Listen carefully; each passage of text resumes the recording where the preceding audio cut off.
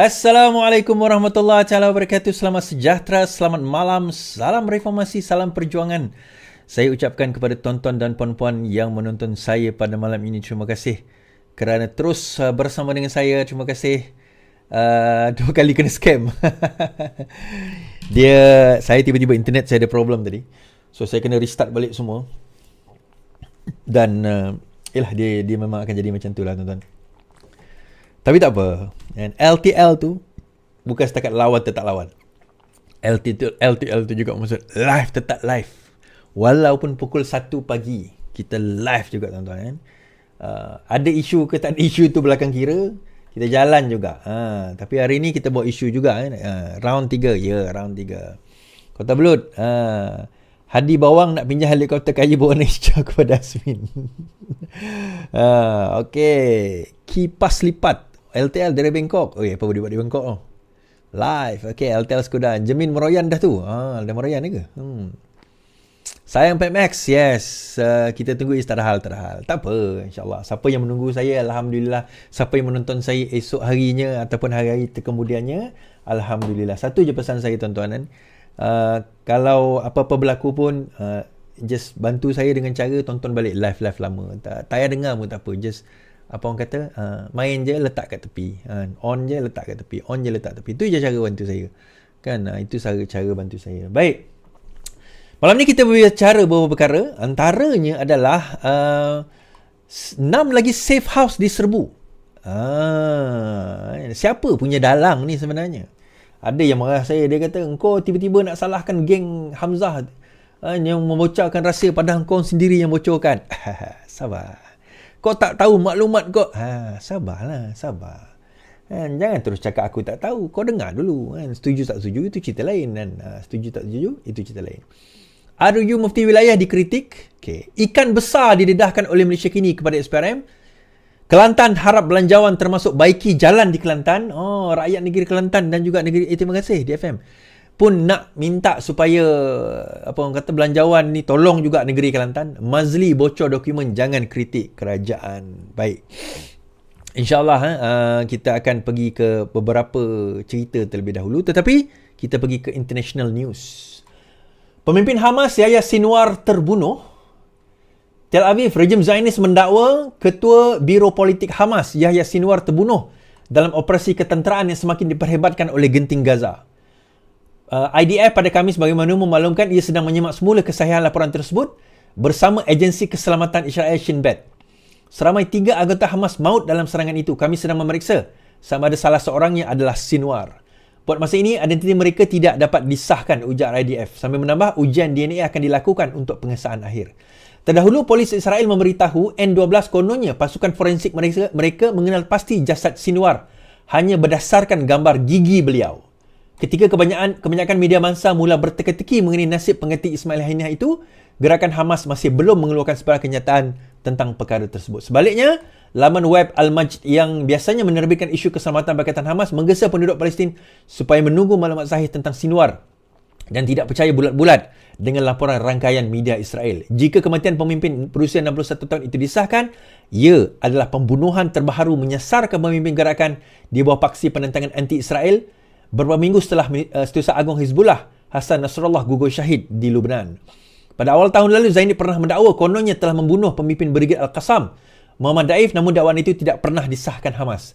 IDF menuduh Daif bersama Sinwar merancang operasi Taufan Al-Qasar yang dilancarkan pada 7 Oktober 23 yang turut memberi tamparan hebat kepada Zionis sehingga bertindak balas membunuh penduduk Palestin dengan kejam di bawah kempen pembunuhan beramai-ramai sejak setahun yang lalu. Dalam perkembangan berkaitan, Presiden Amerika Joe Biden turut diberi taklimat tentang insiden itu ketika berada di dalam pesawat rasmi Air Force One semasa dalam menuju perjalanan ke Jerman untuk bertemu pemimpin Eropah bagi membincangkan konflik berlarutan Ukraine dan juga Asia Barat. Dalam isu ini, tuan-tuan, kita mendoakan keselamatan pemimpin Hamas ini, insyaAllah. Dan insyaAllah, tuan-tuan, orang yang syahid di jalan Allah itu kita kata adalah telah pun mendapat berita gembira. Dan kita sebagai umat Islam, kita percaya kepada perkara itu. Tapi dalam masa sama, kita mengutuk tindakan dan juga perbuatan mereka dalam kononnya untuk membela rakyat mereka, tetapi sekadar hanya untuk menguatkan apa orang kata skim dan rejim mereka bagi mencekam dan juga merampas tanah dan hak yang dimiliki oleh penduduk Palestin. Macam saya kata, ini bukan isu agama, tuan-tuan. Ini adalah isu kemanusiaan. Kan? Ini bukan isu agama per se, ini juga adalah isu kemanusiaan di mana tanah yang sah dimiliki oleh penduduk Palestin dirampas atas alasan-alasan. Dan juga tuan-tuan, macam saya kata, dia bukan sekadar menyerang orang Islam, orang Kristian pun kena serang dekat sana. Jangan tak tahu. Di kawasan Gaza. Saya call kawan saya dekat tebing barat dia tak ada cerita itulah. Tetapi di Gaza memang satu perkara yang besar berlaku sekarang. Kita doakan insya-Allah yang baik-baik, kita doa lagi pemudahkan pejuang-pejuang kita di sana. Amin ya rabbal alamin. Baik.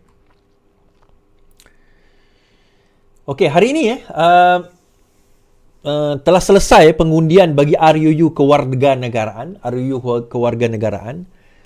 daripada semua ahli parlimen yang hadir, hanya satu orang yang menolak RUU tersebut, iaitu Syed Saddiq.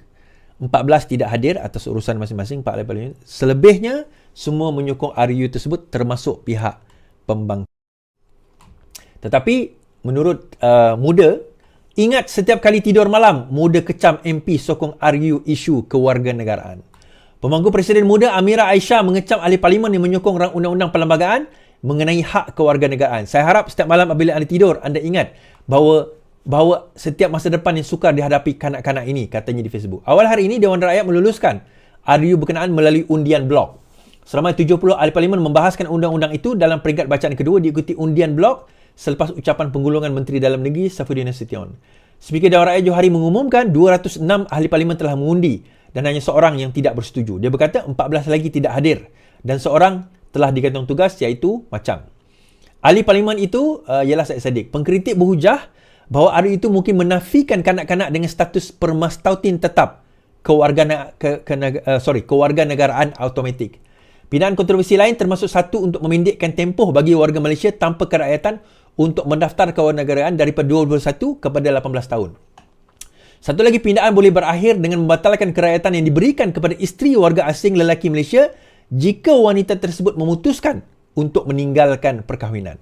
Mengulas lanjut, Amira berkata semasa kecil dia diajar bahawa Madani membawa makna kemajuan dalam segala aspek pembangunan pemikiran dan juga akhlak. Bagaimanapun kata Adoni Johor itu, perkembangan ini tidak kaitan dengan perkataan Madani. Kita menyaksikan bukan saja sebuah kerajaan Madani, tetapi sebuah kerajaan yang mundur, yang lebih cenderung memundurkan rakyat daripada memperjuangkan hak mereka.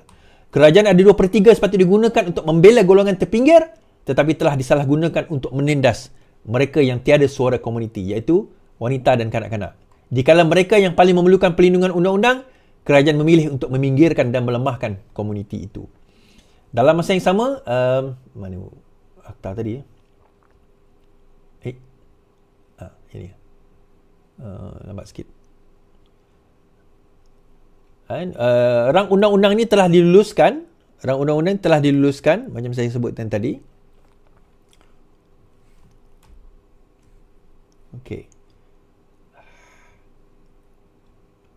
Okey, Dewan Rakyat meluluskan rang undang-undang tersebut. Keputusan yang diumumkan, Tan Sri Johari telah digantung. Tetapi kita kata 70 orang telah pun membahas tersebut. 70 ahli parlimen telah membahaskan perkara tersebut.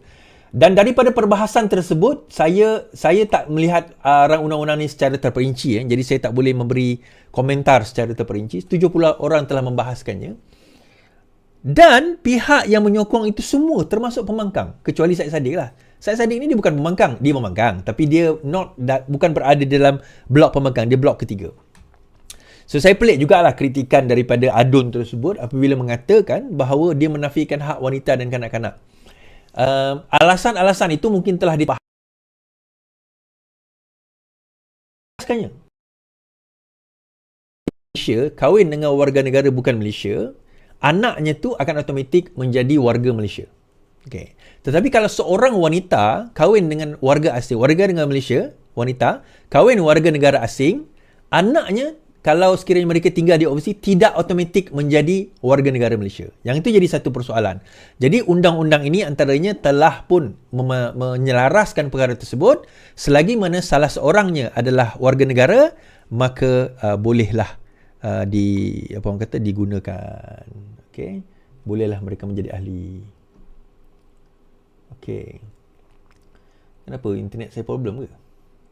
Alright, bolehlah menjadi ahli. Lag saya tak tahu apa masalah wifi malam ni kan. Internet TikTok okey je, dia online ni. Alright, dah okey patutnya okey dah tadilah.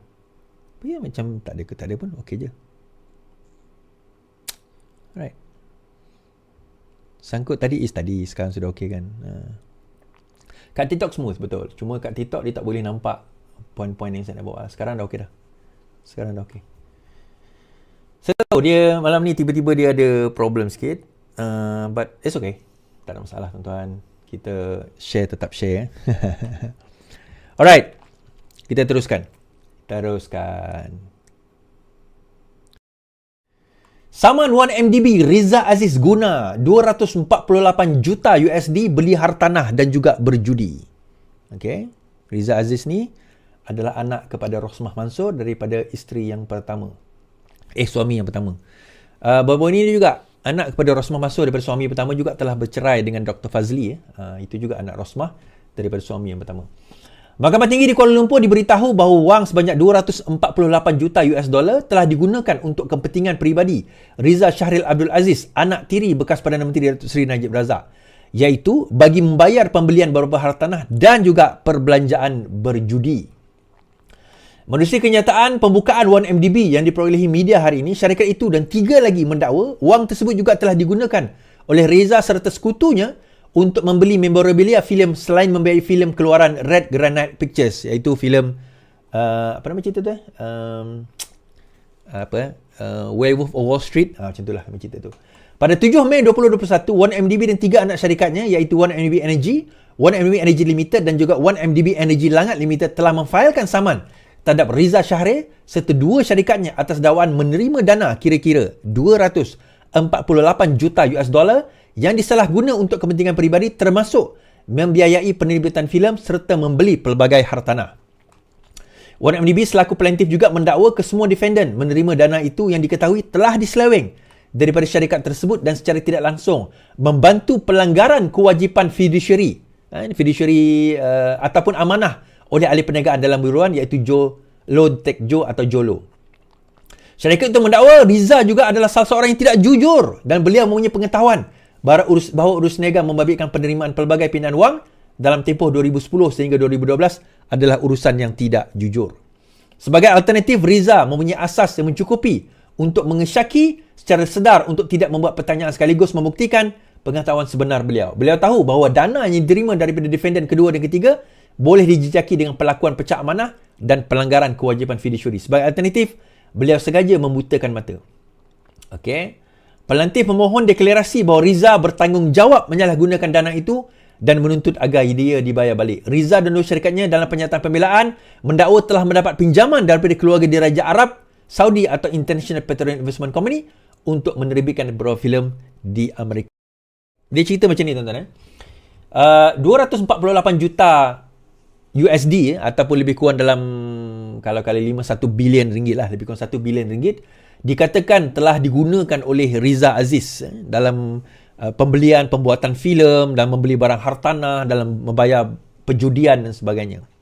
Ini menurut dakwaan 3 syarikat yang menyaman beliau. So 3 syarikat itu 1MDB, 1MDB Limited, 1MDB Langat telah menyaman Riza Aziz dan juga syarikatnya kerana telah melanggar amanah sebagai pemegang amanah.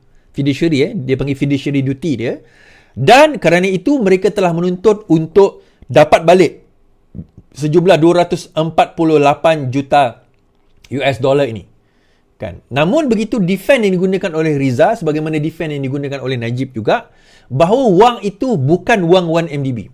Tetapi wang itu diambil, dia telah mendapat pinjaman daripada keluarga diraja Arab Saudi ataupun International Petroleum Investment Company untuk menerbitkan filem.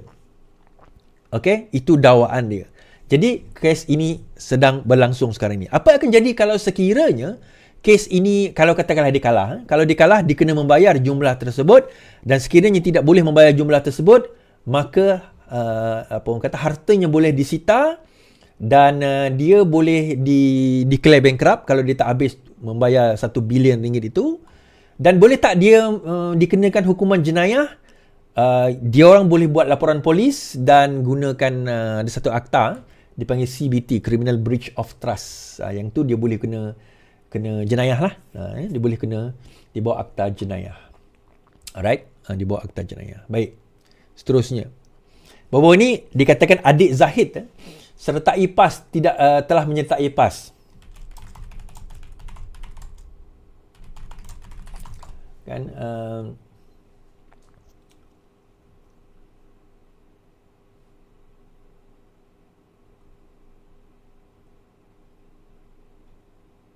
okey. Dikatakan adik Zahid telah menyertai PAS dan borang tersebut disambut oleh oleh Haji Hadis. Adik Zahid sertai PAS tidak beri kudis kepada UMNO, kata Muhammad Fuad. Penyertaan adik kepada Presiden UMNO, Datuk Abdul Hakim Hamidi dalam PAS tidak memberi kudis kepada UMNO. Ahli Majlis Tinggi UMNO, Puan Zakarshi berkata UMNO akan berjalan terus dan tidak hairan dengan tindakan yang dilakukan Abdul Hakim. Abdul Hakim bukan heavyweight dalam UMNO dan PAS tidak perlu bersikap lebih setuju daripada Pukuah. PAS kata hari ini dalam sejarah, bila adik Presiden UMNO sertai PAS, sepatutnya yang lebih layak terima pujian adalah Tan Sri Muhammad Taib atau Anwar Musa. Mereka berdua bekas naib Presiden dan Susah Agung UMNO. Parti lain santai saja apabila terima orang baru. Nick Omar bertanding atas tiket amanah, sekarang join PKR. Nick Omar ni adalah anak kepada Allahyarham Tuan Guru Nik Aziz. Ujarnya. Sebelum ini, Ahli Parlimen Parit Buntar Muhammad Isbahul Munir memaklumkan Abdul Hadi menyertai PAS menerusi video. Ini muat naik di laman Facebook PAS Parit Buntar. Menurut Muhammad Isbahul, adik Datuk Seri Ahmad Zahid telah mendaftarkan diri sebagai ahli PAS semua hidup. Tambah Puan, Presiden PAS Datuk Asri Muda pula memilih untuk menjadi ahli UMNO. Selain itu, bekas Ahli Parlimen Kuala Nerus Datuk Dr. Khairuddin juga menyertai UMNO. Dia bekas Setiausaha Dewan Ulama PAS dan Menteri Komoditi. Kita tunggu Anwar Musa. Apa PAS dapat darinya? Kalah lagi teruk di negeri. Tak boleh nak bangga sangat lah. Adik-beradik kalau dia nak lompat kepada parti lain tu biasa. Ada je adik-beradik berbeza pendapat berbeza parti politik. Kita tengok sendiri adik Sanusi tuan-tuan berceramah di bawah di atas kempen di atas bendera Pakatan Harapan. Itu adik Sanusi. Apa yang pelik? Makcik saya dalam GPS. Salah seorang menteri sekarang ni.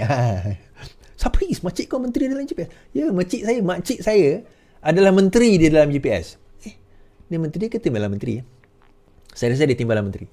Kan? Di dalam GPS dan salah seorang timbalan menteri sekarang ni. So, benda tu tak boleh. Kita mungkin berbeza parti, kan? Tapi janganlah perbezaan parti itu menjadikan kita ni putus silaturahim adik-beradik, putus silaturahim apa orang kata makcik, mak saudara, adik-beradik, jiran, kawan. Jangan. Kita beza politik lah.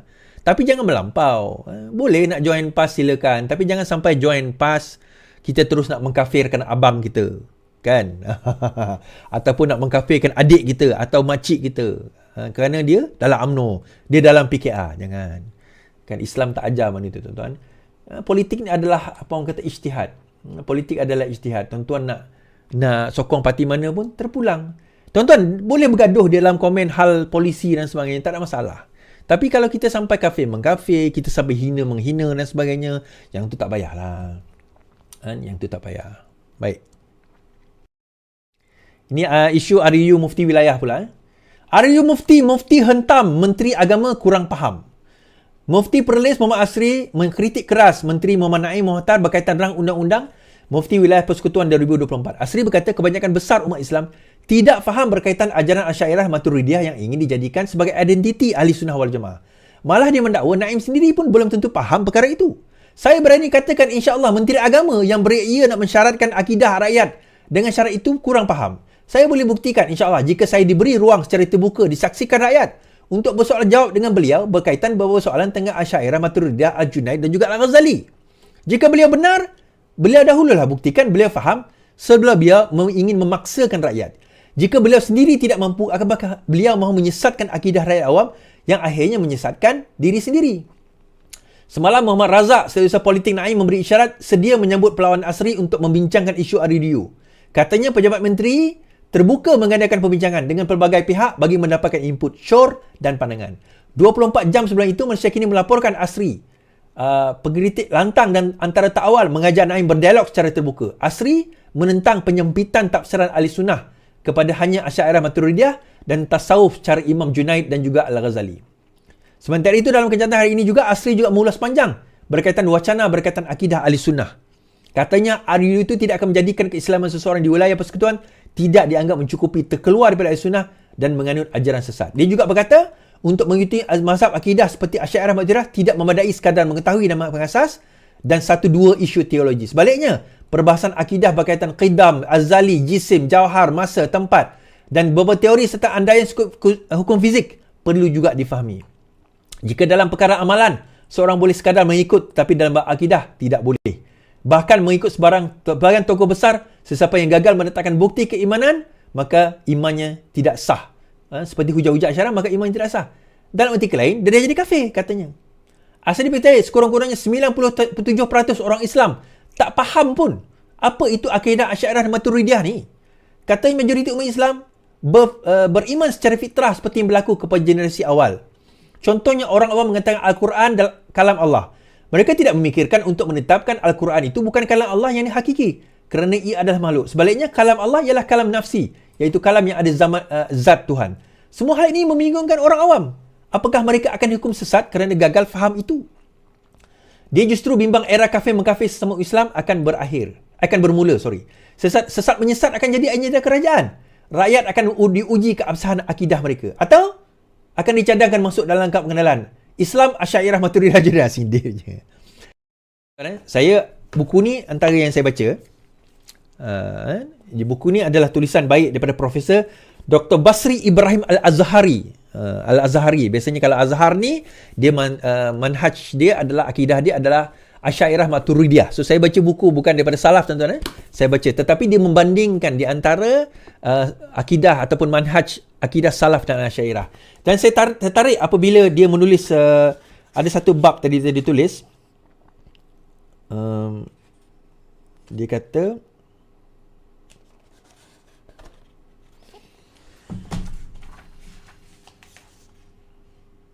okey, di dalam muka surat 11, di dalam muka surat 11 dalam bab prakata,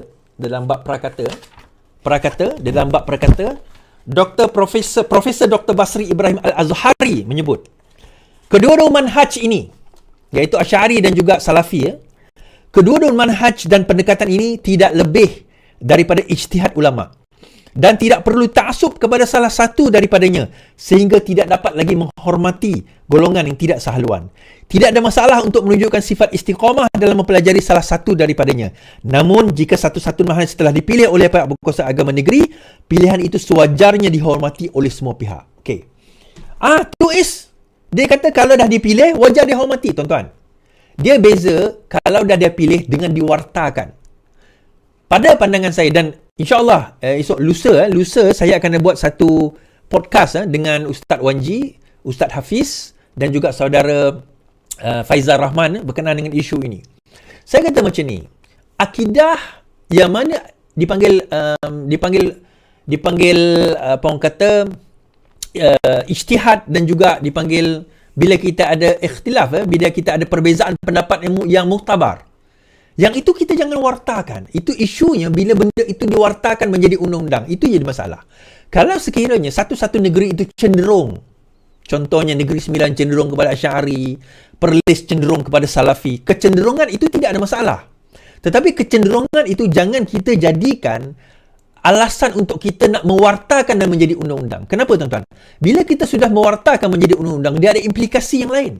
Cenderung itu tidak masalah. Tetapi bila kita sudah sudah wartakan, maka dia akan ada implikasi yang lain. Implikasinya, bila sesuatu itu menjadi undang-undang, bagaimana dengan kalau benda itu tidak berada di dalam definisi undang-undang itu? Saya kata undang-undang ni dia ada dua. Sama ada A, kalau sekiranya A, maka yang lain itu dianggap sebagai salah. Ataupun kalau bukan A, salah, maka A itu betul. Kedua-duanya ada implikasi. Bermakna kalau dia pilih selain daripada A, maka yang lain daripada A itu adalah salah. Itu implikasi undang-undang. Dia berbeza dengan kecenderungan bila dia jadi undang-undang. kecenderungan ini tidak menjadi masalah, tuan-tuan. Tuan-tuan nak cenderung kepada Asy'ari ke, tuan-tuan nak cenderung kepada Salafi ke, selagi mana di dalam di dalam kerangka ahli sunnah wal jamaah, dia tak ada masalah. Tuan-tuan nak cenderung kepada ahli hadis ke, tuan-tuan nak cenderung dalam kerangka sunnah ahli sunnah wal jamaah, tidak ada masalah. Kalau cenderung kepada Syiah, yang tu tak boleh. Yang tu sesat. Cenderung kepada Rasul Melayu, yang tu kafir, yang tu sesat. Cenderung kepada aurat Muhammadiyah, yang tu sesat. Yang tu jelas. Sebab mereka keluar daripada kerangka ahli sunnah wal jamaah. Cerita tentang Salafi, Asy'ari, Maturidi dan sebagainya, benda ni dah bincang dan dah dipersetujui untuk tidak akan bertembung dan bertemu titik mereka sehingga kiamat kelak. Percayalah. Kita tak akan jumpa jalan pertemuan untuk nak menyatukan mereka di bawah satu kefahaman. Sebab ini adalah kaedah memahami manhaj. So, sepatutnya, ikhtilaf, benda yang kita khilaf secara muktabar ini, kita sepatutnya kita anggap, okey, aku pegang kepada pegangan ini. Tetapi aku tidak menolak pegangan lain. Tapi bila kita sudah wartakan, dia jadi satu isu. Isunya, okey, sekarang ini kita nak bermanhaj akidah ini. Baik. Kalau aku sekarang tinggal di wilayah, manhaj aku tidak berakidah kepada akidah itu, bagaimana? Adakah aku dianggap kesesat? Ada aku dianggap kafir? Okey, yang ni untuk mufti saja. Ya, betul. Kita kata, itu untuk mufti. Tetapi mufti itu siapa? Bukankah mufti itu nanti akan melaksanakan pendapat dan pandangan kepada rakyat di negeri tersebut yang mungkin bermanhaj lain daripada apa yang mufti nak tekankan? Jadi yang itu bagaimana? Sebab itu saya kata, implikasi undang-undang ni dia besar. Sama juga kalau katakanlah kita reverse macam tadi saya dalam live saya kata, kita reverse. Okey, katakanlah Perlis nak buat satu undang-undang. Undang-undangnya kita kena mewajibkan di dalam negeri kita ini kita hanya bermanhaj salaf saja. Yang itu pun saya tak setuju. Kita tak boleh kata undang-undang mestilah bermanhaj salafi saja. Selain daripada salafi kita kena tolak. Itu pun saya tak setuju. Macam saya kata tadi, dua ekstrim ini, dua-duanya tak betul dan tak boleh untuk kita nak wartakan kerana itu adalah perbezaan pendapat yang besar di dalam mazhab akidah dan juga di dalam perbincangan Islam kita. Tuan-tuan, benda ni dah khilaf beribu tahun dan akan another thousand of years dia tak akan jumpa titik pertemuan. Sepatutnya kita dah move away daripada perbincangan itu. Saya bukannya dia kata okey, dia cenderung ke arah ni sekarang ni. Saya nak tarik ke arah salafi, bukan juga. Saya nak dia kembali ke tengah-tengah. Sebab dah ada ura-ura sekarang ni tahu. Silibus pendidikan Islam akan diubah. Diubah jadi apa? Lepas ni ahli sunnah wal jamaah hanyalah Asy'ariyah dan Maturidiyah. Itu saja. Jadi yang mana pergi ke Mekah, yang mana belajar dekat Madinah, yang mana belajar di India yang bermanhaj salaf. So bagaimana? Adakah mereka dianggap bukan ahli sunnah? Kan jadi masalah. Tuan-tuan pergi ke Mekah, tuan-tuan pergi ke Madinah. Mereka bukan bermanhaj Asy'ari Maturidi. Mereka bermanhaj salafi. Jadi mereka bagaimana? Saudi, Qatar, kan? Sebilangan daripada mereka yang belajar di Pakistan, di India umpamanya, mereka bermanhaj salaf. Jadi mereka bagaimana? Jadi polemik ini dia tak akan berkesudahan dan akhirnya timbul jadi prejudis, timbul jadi kekacauan, timbul jadi tuduh-menuduh. Membawa kepada apa, tuan-tuan? Saya risau kafir mengkafir. Kafir mengkafir, lalah jadi apa ni kita? Kita ni patutnya dah habis dah cerita tu. Kita kena bincang bab lain dah. Kita kena, ulama ni kena bincang, okey, AI itu bagaimana teknologi masa depan, bagaimana fatwa mengenai benda ini, benda itu yang lebih moden, macam mana kita nak memaju dan memandaikan umat. Sepatutnya kita dah bergerak ke arah itu, tuan-tuan. Majoriti tuan-tuan yang dengar saya ni pun tak faham manhaj salafi, manhaj Asy'ari Maturidi ni apa. Tuan-tuan tahu sifat 20 tu, Asy'ari kata, Asy'ari bawa 13, Maturidi bawa 7. Sifat 20 tu, dia sebenarnya bukan sifat 20. Itu selalu satu benda yang salah. Sifat Allah ni 99, mana ada 20? Kan? Sifat yang disebut sifat tu bukan sifat Allah, itu lain. Even Asy'ari pun dengan Maturidi banyak mereka berbeza pendapat di dalam akidah. Di dalam bab manhaj akidah, bukan bab akidah. Akidah, Asy'ari, Maturidi, Salafi, semua ni sama. Allah itu satu. Benda yang basic tu semua sama. Cuma pemahaman itu akan ada, biasalah school of thought kan. School of thought. Tetapi bila kita mewartakan school of thought itu yang jadi masalah. Bagi saya, benda ini regresif sebenarnya. Undang-undang Tapi dia tak kena mengena dengan kau, Is. Ya, tapi dia kena mengena dengan orang di wilayah. Kan dia kena mengena dengan orang di wilayah. Tuan-tuan, Perdana Menteri kita ni, Datuk Seri Anwar Ibrahim, nak bawa benda yang inklusif. Tiba-tiba ada Menteri Agama nak jadikan benda tu eksklusif. Itu yang masalah. Kan, tuan-tuan tanya, Dr. Yusuf Al-Qardawi yang PMX kita selalu sebut tu, dia akidah apa? Dia bukan Asy'ari Maturidi, dia Salafi. Kan? So, bagaimana? Dah. Lepas ni PMX tak boleh sebut lah yang berkenaan dengan Salafi apa semua ni tak boleh sebut dah. Masalah. Jadi jangan diwartakan. Is, boleh tak negeri itu cenderung? Boleh. Contohnya negeri ini nak cenderung kepada Asy'ari Maturidi? Boleh. Tetapi cenderung bukan nak dijadikan undang-undang. Di dua benda yang berbeza. Okay? Nanti 2 hari lagi insyaAllah akan ada perbincangan saya dan juga panel-panel lain membincangkan perkara ini. Okay, habis. Kan, habis kat situ. Belanjawan 2025. Harap tambah baik infrastruktur jalan raya di Kelantan. Kota Baru, rata-rata rakyat di Kelantan berharap kemudahan infrastruktur dan penambahbaikan jalan raya di negeri ini ditingkatkan dan beri perhatian dalam belanjawan. Pemandu lori Mat Nawi Mat Noh berkata, Kelantan semakin hari ternanti-nanti pembangunan dan kemajuan, termasuklah jalan-jalan baharu yang lebih baik dan selesa. Kami nak Kelantan yang jadi maju, jalan raya dibesarkan, pembangunan sedia ada dibangunkan semula. Ini kerana Kelantan sudah lama mundur dan jangan lupa juga penduduk miskin yang perlu beri bantuan, katanya. Seorang lagi penjual ikan di Pasir Mas, Cik Hassan Jafar, 63 berkata, Kerajaan Perpaduan diketuai Perdana Menteri juga perlu memberi perhatian kepada Kelantan memberikan infrastruktur bagi mengekang banjir. Katanya saban tahun, Kelantan terutama penduduk di Rantau Panjang mengalami kerugian ribuan ringgit akibat bencana alam, sekaligus menuntut satu penyelesaian jangka panjang melalui tambahan peruntukan. Harap rakyat Kelantan supaya kerajaan prihatin, termasuk jalan-jalan rosak akibat banjir perlu diperbaiki. Okey. Bantuan STR ini patutnya syarat lebih longgar supaya ramai rakyat merasainya. Jumlah juga perlu dilebihkan sebab kos sara hidup sekarang ini tinggi, kata Muhammad Fatah. Baik. Untuk maklumat rakyat Kelantan juga rakyat Malaysia lah, untuk komentar tentang begini, saya nak bagi tahu. Jalan raya ni dia ada dua. Okay. Jalan raya ni dia ada dua. Satu milik federal, dipanggil Federal Road. Satu milik negeri, dipanggil State Road atau Jalan Negeri. So, mana-mana jalan di bawah Federal Road atau jalan wilayah, maka itu di bawah kuasa Perdana Menteri dan juga kuasa Parlimen untuk nak sama ada nak bagi bukan bantuan, maksudnya dana itu datang daripada persekutuan. Dan contoh dekat Sarawak ni kita ada Pen Borneo. Maka Pen Borneo itu di bawah Federal Road. Okay, so bajet itu datang daripada federal. Tetapi jalan di dalam-dalam itu di bawah negeri, maka itu State Road, maka bajetnya datang daripada kerajaan negeri. Jadi untuk rakyat negeri Kelantan dan juga rakyat seluruh Malaysia, kita kena faham bahawa setengah-setengah negeri itu, setengah-setengah jalan itu teruk. Jangan salahkan PMX terus. Kita kena tanya, ini State Road ke ini Federal Road? Kalau dia Federal Road, maka itu adalah di bawah federal. Tapi kalau dia State Road, contoh jalan kampung, jalan di dalam bandar raya, jalan yang nak menuju dan sebagainya, yang itu biasanya State Road. Yang itu di bawah bajet kerajaan negeri. Boleh tak federal bagi kerajaan negeri untuk membaiki jalan? Boleh, tapi syarat dia kerajaan negeri kena memohon pinjaman daripada federal. Kenapa jadi macam tu, Is? Itulah perlembagaan negara kita, itulah federalisme, di mana kerajaan negeri mempunyai hak dan kuasa masing-masing dan juga kerajaan persekutuan mempunyai hak dan kuasa masing-masing. Hak dan had. Hak dan had. So daripada situ kita tak boleh kata segala-galanya kerajaan federal kena tanggung. Tak boleh.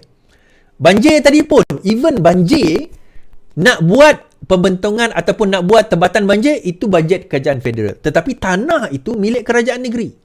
Sebab itu antara kekangan di Kelantan juga adalah apabila kerajaan negeri tidak berjaya menyediakan kemudahan tanah. Macam kita contoh, saya bagi contoh hari itu kan, petani pesawah di negeri Kelantan, 7,000 orang berdemonstrasi kerana kemarau, saliran air itu tak dapat disalirkan ke tanah mereka yang jumlah beribu hektar. Anwar Ibrahim kata, saya dah bagi bajet 20 juta kepada kerajaan negeri. Isunya kerajaan negeri Kelantan tak luluskan beberapa tempat saliran air. Sebab saliran itu dia ambil daripada main pipe, dia kena lalu beberapa tanah. Tanah itu kena kelulusan kerajaan negeri. Duit dah bagi. Kelulusan, maksudnya bukan duit dah bagi. Kelulusan dah lulus dah. Tetapi kelulusan untuk pembinaan itu melalui tanah itu, kelulusan tanah itu di bawah kerajaan negeri. Jadi, Anwar kata jangan salahkan saya. Kerajaan negeri kena ambil tindakan lah. Saya dah luluskan bajet. Kerajaan negeri lah kena take up the job. Kalau tuan-tuan rasa kerajaan negeri ni tak boleh buat kerja, 5 tahun lagi tukar. Jangan risau tuan-tuan. Ku tukar kerajaan negeri Kelantan ni tak jadi kafe kita. Tak musnah negeri tu.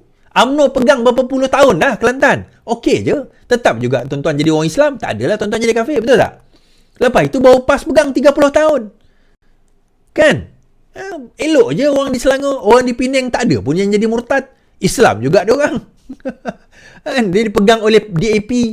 Penang dipegang di DAP, sebelum itu dipegang oleh gerakan. Okey je orang Islam kat Pulau Pinang. Tak adalah Ustaz Fawaz tu jadi kafir ke, jadi munafik ke. Tak ada, jadi ustaz juga dia. Di Pematang Pauh, ahli parlimen Pematang Pauh tu, elok je dia. Kan jadi ustaz. Walaupun dia kata, kalau siapa yang ada kitab Bukhari di rumah dia, maka tak akan dimasuk pencuri. Yang bab tu dia tak elok lah kan. Tetapi poinnya, okey jadi Islam je walaupun dia orang Pulau Pinang. Tuan-tuan, ini ijtihad politik. Kita nak takut apa? Kan?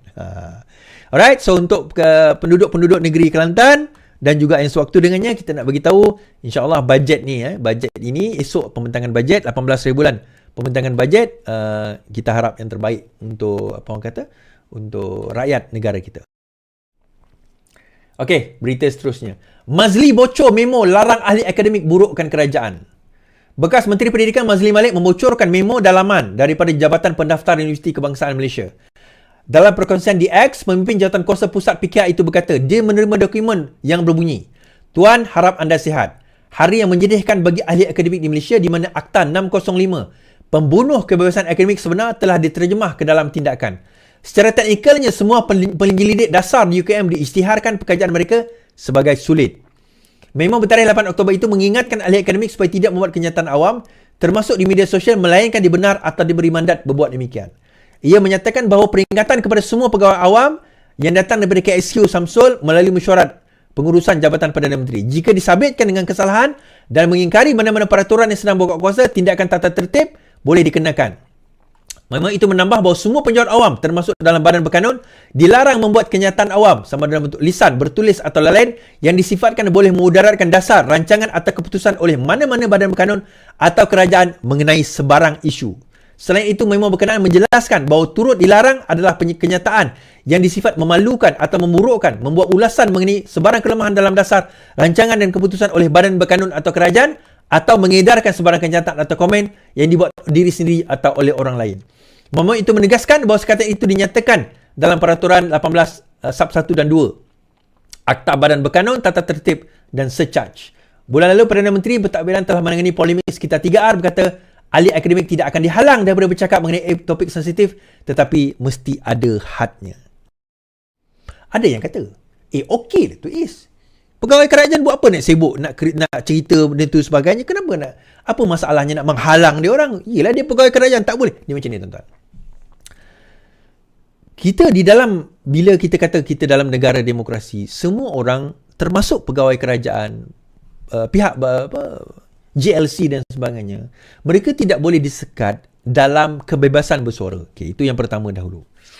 Namun kebebasan bersuara itu janganlah keluar daripada kerangka undang-undang yang asas, antaranya 3R. So kalau mereka nak menyatakan sebarang kritikan itu tidak masalah sebenarnya. Bagi saya tidak ada masalah. Tetapi biar kritikan itu atas dasar. Contohnya saya tadi kritik ahli multiwilayah lah. Tapi kau bukan JLC Badan Berkanun, samalah.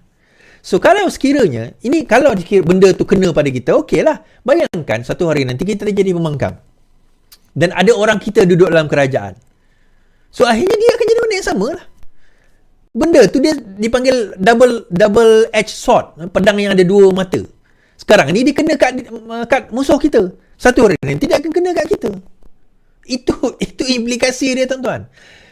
Boleh, tak boleh, sekarang ni isu dia tak boleh langsung. Tidak boleh langsung. Erti kata nak keluar kenyataan tu melainkan kena minta kebenaran dulu. Itu masalah. Perdana Menteri kata tak ada masalah nak bercakap. Tak ada masalah nak membina, nak mengkritik secara progresif, kita kata. Tetapi jangan sampai 3R dan jangan sampai memfitnah. Contoh, ada pegawai kerajaan sebarkan benda yang tak betul, fitnah. Yang tu memang kita larang lah. Tetapi kalau benda itu kritikan yang membina. Contoh lah tuan-tuan kan. Contoh, ada dasar kerajaan pendidikan. Yang mana cikgu tak setuju, dia mengemukakan pandangan yang berbeza. Dan dia mengemukakan kritikan-kritikan yang membina. Kenapa yang itu kita larang? Terima kasih. Jessica. Kenapa yang itu kita larang? Poin saya adalah, tuan-tuan, nak kritik-kritik, tapi bagilah kritikan membina. Daripada situ juga, kita akan melahirkan rakyat yang berpemikiran kritis dan tak takut untuk mengkritik kerajaan. Saya dah kata hari tu, saya antara orang yang menentang Akta Hasutan, Akta Sosma. Itu antara akta-akta yang saya tentang daripada dulu, sampai sekarang pun. Kita tiba masa untuk kita mansuhkan. Sekarang ni, daripada kita nak buang akta-akta yang jadi kuku besi, kita pula nak implement akta kuku besi. Masalah tu tuan. Kan? Dia macam ni. Saya buat live, saya jawab hujah pembangkang. Bila mereka merapu, saya ajak mereka berdebat. Kita pula, masa kita jadi pembangkang, kita kata, kita kena sekat, kita tak boleh bercakap, kita kena tindas. Adakah masa kita jadi kerajaan, kita nak menindas? Sekarang ini ada juga timbul dalam WhatsApp group. Kita kena kembalikan ISA. Saya kata, kalau kita kembalikan ISA, aku minta kau kena tangkap dulu. Boleh? Kita kena kembalikan ISA, kau kena tangkap dululah. Kita punyalah susah payah nak mansuhkan ISA. Tiba-tiba kita pula nak ambil ISA. Sebab apa? Sebab kita tak mampu nak berhujah dengan pembangkang. Sebab media kita lemah. Kita tak mampu berhujah dengan pembangkang. Kita lah yang salah. Pembangkang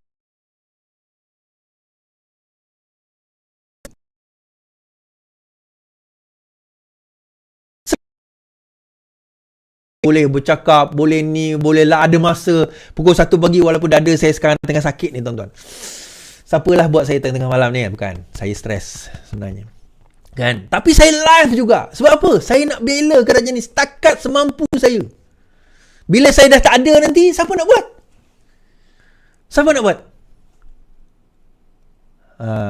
Benda tu kita kena faham. Lag lagi. Apa hal line aku malam ni teruk sangat? Ada orang cuba nak tangkap aku ke ni? Kan?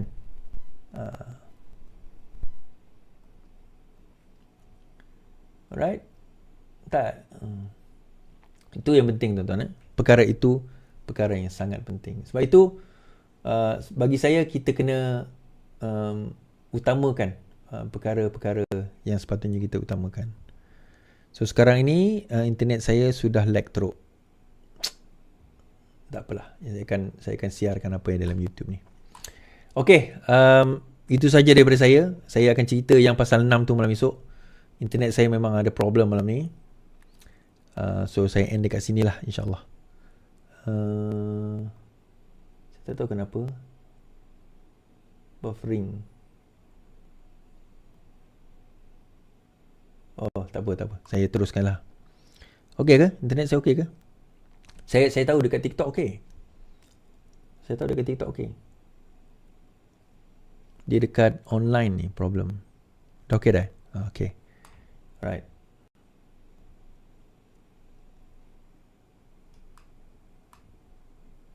Okey. Sorry hilang. Dia masalah, saya tak tahu malam ni kenapa internet saya problem. Dia bukan internet sebenarnya. Dia kata sistem saya down, tak ada, okey je sistem saya. Okey, tak apalah. Saya teruskan lah. Saya ingat nak end je tadi tapi tak apa, saya teruskan. Okey. Okey. Malaysia kini telah serah nama ikan besar pada Menteri KDN. Malaysia kini menyerahkan 3 nama yang didakwa sebagai ikan besar di sebalik sedikit visa perubatan untuk membawa masuk warga asing ke dalam negara ini. Nama itu diserahkan di bangunan Parlimen kepada Menteri KDN susulan permintaan daripadanya semalam. Nama itu melibatkan 3 ikan besar disengali sebagai Tok Yah atau Tok Ayah dan DK dan adik serta 7 lagi individu yang didakwa terlibat. Daripada 7 nama itu, 4 nama daripada Jabatan Immigration, seorang daripada Kementerian Pelancongan, Seni dan Budaya dan 2 lagi dari SPRM, termasuk seorang yang telah pun meninggal dunia. Ia diserahkan oleh wartawan Meja Bahasa Malaysia, B. Nanda Kumar, yang menyiasat dakwaan sendiri itu melalui pelbagai sumber termasuk Kementerian Kerajaan dan juga ejen terlibat. Katanya Saifuddin memberitahunya akan menyemak dan mengambil tindakan sewajarnya jika tindakan itu didapati benar. Semalam Saifuddin menggesa Malaysia Kini membekalkan pihak berkuasa dengan 3 nama yang didakwa sebagai ikan besar di sebalik visa perubatan yang berjalan seiring dengan counter setting. Ini susulan laporan eksklusif Malaysia Kini tentang sindiket tersebut. Ini saya dah sebut, mengumumkan pembentukan pasukan tugas khas yang akan membuat siasatan menyeluruh berhubung dakwaan sindiket visa perubatan melibatkan warga asing. Bagaimana 3 sumber termasuk daripada Jabatan Immigration JIM mendakwa bahawa ikan besar dalam skandal tersebut masih lagi tidak disentuh. Sindiket counter setting dan visa perubatan itu bukan saja baru. Pada 2020 ada tangkapan secara besar-besaran berlaku, dan tahun lepas pihak agensi penguatkuasaan menahan puluhan ribu warga asing dari China yang masuk ke negara ini dengan menggunakan visa perubatan di sebuah pulau perairan di Malaysia. Soalannya, kenapa ia masih berlaku dan tidak lagi dibenteras? Mudah saja. Ikan besar masih bebas dan tidak boleh disentuh. Menurut Azam Baki, pegawai saya kata ikan besar tiada kaitan dengan sindiket. Ketua Pesuruhan Azam Baki berkata dia tidak pernah mendengar tentang 3 nama yang disebut sebagai ikan besar yang didakwa oleh sumber Malaysia Kini sebagai dalang utama. Walau bagaimanapun katanya dia diberitahu bahawa ketiga individu iaitu Tok Ayah, DK dan adik itu tidak ada kaitan dengan sindiket tersebut. Saya tidak pernah dengar nama-nama ini. Saya sudah minta pegawai saya periksa nama ini dan pagi ini saya diberitahu kod nama ketiga-tiga ini